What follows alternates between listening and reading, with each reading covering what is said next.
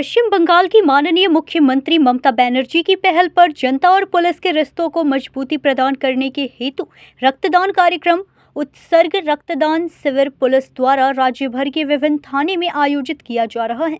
इसी क्रम में शनिवार को उत्सर्ग कार्यक्रम के आलोक में आसनसोल दुर्गापुर पुलिस कमिश्नरेट के तहत कांगसा थाना की पहल पर पानागढ़ बाजार स्थित एक क्लब के साझा प्रयास से स्वैच्छिक रक्तदान शिविर का आयोजन किया गया।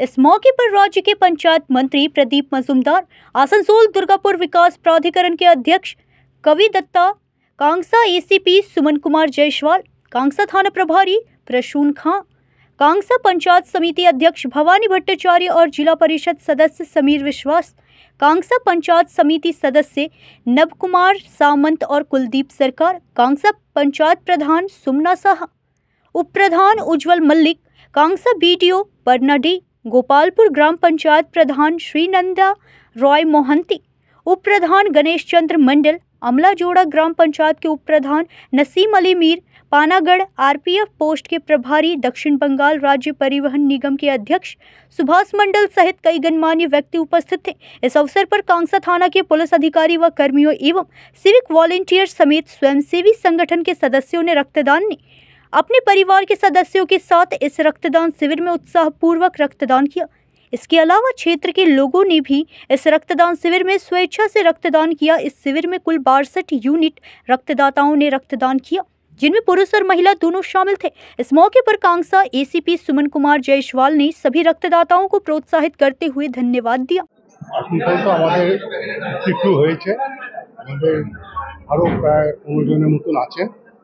আমরা ধরে রাখছি 65 পর্যন্ত হতে পারে। ওনারা ক্যাপাসিটি ব্যাপার আছে, ওনারা তাড়াহুড়ো করছেন। যেহেতু আপনারা জানেন আমাদের এই ওয়েস্ট বেঙ্গল গভর্নমেন্টের উৎসর্গ যে নাম দিয়ে আমাদের যে প্রোগ্রামটা শুরু হয়েছে, আমরা পাবলিক কমিউনিটির জন্য, পুলিশ কমিউনিটি করার জন্য আমরা প্রত্যেক বছরই থানা থেকে একবার অন্তত 1 থেকে 2 বার আমরা এই কাজটা করছি।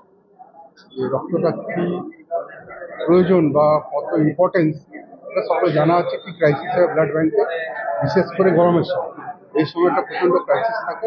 তাই জন্য আমরা সবাই থানা থেকে, প্রত্যেক থানা থেকে দেখছেন এই সময়টা করা হয়। থানা থেকে উদ্যোগটা নেওয়া হয়েছে।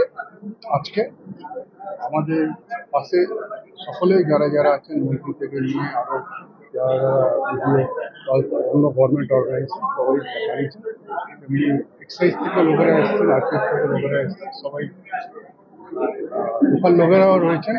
সকলেই মিলে রক্ত দিচ্ছে। পুলিশ কর্মীরা তো আমাদের আছেই, যাতে আমাদের যেহেতু ওখানে হাই রোড রয়েছে, অ্যাক্সিডেন্ট হয়, রক্ত খুব প্রয়োজন লাগে।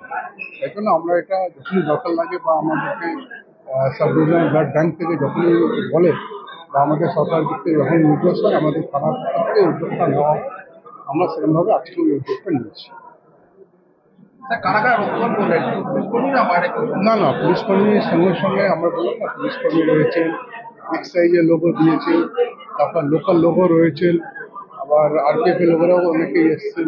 সবাই মিলেই দিয়েছি।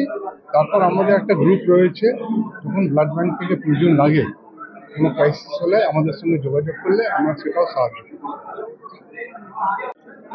দেখুন, আমাদের গ্রীষ্মকালে সাধারণত রক্তের চাহিদা আমরা বেশি করে উপলব্ধি করি, কারণ রক্তর প্রয়োজনীয়তার সঙ্গে সামঞ্জস্য রেখে অ্যাভেলেবিলিটিটা কমে যায়।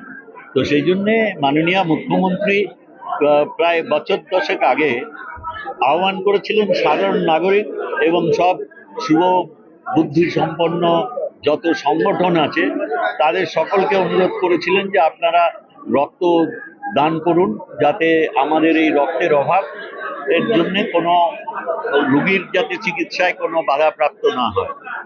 তো তখন স্বতঃপ্রণোদিত হয়ে আমাদের পুলিশ প্রশাসন এবং বিভিন্ন সরকারি কর্মচারীদের সংগঠন এখানে রক্তদান শিবিরের মধ্যে সাধারণ মানুষরা যেরকম বিভিন্ন সংগঠনের তরফ থেকে রক্তদান শিবির করে, সেরকম পুলিশ প্রশাসনের দিক থেকেও রক্তদান শিবির করার জন্য আহ্বান জানানো হয়েছিল। তার পরিণামস্বরূপ আমরা প্রতি বছরেই দেখি বিভিন্ন জায়গায় রক্তের অভাব হলেই আমাদের পুলিশ প্রশাসনের থেকেও তারা পুলিশের আমাদের যারা সহকর্মীরা রয়েছেন তারা সকলে এগিয়ে আসেন সামাজিক এই কর্তব্য পালন করার জন্য।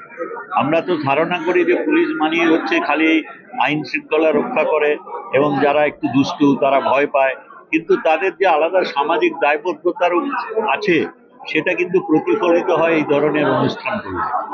আর রক্তদান শিবির তা যে কত প্রয়োজনীয় তা আমরা উপলব্ধি করি যখন এই রক্তের বিনিময়ে একজন মুমূর্ষ রোগী বেঁচে ওঠেন। আর এই ধরনের অনুষ্ঠানে অনেক সময় অনেকের নজরের বাইরে চলে যায়। এর একটা অন্তর্নিহিত সত্য হচ্ছে যে যিনি রক্তদাতা তিনি জানেন না তার রক্তে কোন মুমূর্ষ রোগী বেঁচে উঠবেন। আবার যিনি পুনর্জীবিত বোধ করেন এই রক্ত পেয়ে তিনি জানবেন না কার রক্ত তার ধমনীতে দেওয়া হলো। তো এতে যে গুঁড়ো সত্যটা সেটা হচ্ছে মানুষের রক্ত একে অপরের জন্য কাজে লাগে। এখানে কিন্তু কোনো বিভাজন যা কৃত্রিমভাবে আমরা জাতি, ধর্ম, বর্ণ, ভাষা, শ্রেণী এতে যে বিভাজন আমাদের সমাজের সৃষ্টি হয় তার সঙ্গে কিন্তু সৃষ্টিকর্তার যে কীর্তি সৃষ্টি তার কোনো যোগ নেই। আমাদের একের রক্ত আরেকজনকে বাঁচায়, এটাই বড় কথা। এবং একে অপরের উপর আমরা নির্ভরশীল সেটা উপলব্ধি করতে পারি এই ধরনের একটা অনুষ্ঠানে এসে। সেটি আমি সকলকে স্মরণ করিয়ে দিই। আর এটা পুলিশ প্রশাসনের থেকে ব্যবস্থা করেছেন, অনেক পুলিশ কর্মীরা রক্ত দিচ্ছেন, তারা তাদের পরিবারকে নিয়ে সঙ্গে করে রক্ত দিচ্ছেন। এটা অত্যন্ত আশাব্যঞ্জক এবং আমি এদের উৎসাহিত করতে পেরে আনন্দ বোধ করি। আজকে আমার সঙ্গে আমার সতীর্থ আর একজন বিধায়ক এসছেন এই এলাকার, শ্রী নেপাল ঘোড়ই আছেন, আমাদের এডিডি এর চেয়ারম্যান শ্রী কবি দত্ত, আমাদের ত্রিস্তরীয় পঞ্চায়েতের সব বিশিষ্ট যারা পদাধিকারী তারা সকলে আছেন, গ্রাম পঞ্চায়েতের প্রধানরা আছেন। তো এটাও খুব আমার ভালো লাগছে, অনেকে রক্ত দিচ্ছেন, অনেকে যারা রক্ত দিচ্ছেন তাদের উৎসাহিত করছে।